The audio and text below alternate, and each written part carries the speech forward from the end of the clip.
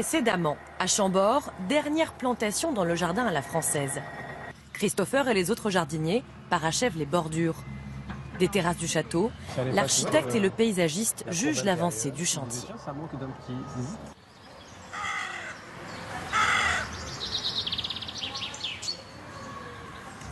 7 mois maintenant que les travaux ont commencé dans le parc du château.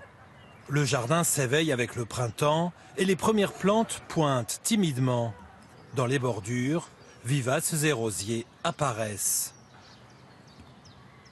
Dans le parc, Raphaël Carme joue un rôle primordial. Téléphone portable en main, il contrôle ce matin un élément essentiel pour l'épanouissement des parterres. Alors dites-moi, vous attendez un coup de fil? Ah non, pas du tout. Là, je contrôle le fonctionnement de l'arrosage. Avec votre téléphone? Avec mon téléphone. Donc c'est la particularité ici de l'arrosage à Chambord, c'est que tout est contrôlable, pilotable depuis un smartphone. On va déclencher une voie ici. Pour Raphaël, un impératif, dérober aux yeux des visiteurs les 13 kilomètres de son réseau. Pour cet arrosage très sophistiqué, comptez 300 000 €. Pour le jardin tout entier, 3,5 millions d'euros. Même si Chambord est un bien national, il n'en coûte rien à l'État. La facture est prise en charge par un riche mécène américain. Raphaël tient maintenant à nous montrer un lieu interdit à la visite. Alors dites-nous, tout commence ici pour l'arrosage? Alors tout commence ici. En fait, on est entouré des cuves qui contiennent l'eau qui est prise donc dans le Cosson, dans ce canal qui a été creusé au XVIIe siècle. Et on estime qu'on arrive à contrôler au litre près la quantité d'eau qu'on arrose. C'est dans le Cosson, ce canal creusé sous Louis XIV, que sont puisées les 5000 tonnes d'eau nécessaires chaque année à un parc de cette taille. Bravo, bravo, bravo, bravo, bravo. Félicitations pour votre travail.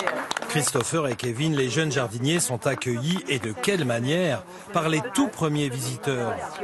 Félicitations. Madame. C'est un véritable félicitations. C'est de l'art, hein. C'est véritablement de l'art. Merci beaucoup. Dernière touche dans les parterres. Les fusains des bordures sont égalisés sur toute leur longueur. C'est pas du buis, vraiment, c'est... Normalement, à la base, c'est du buis. Oui.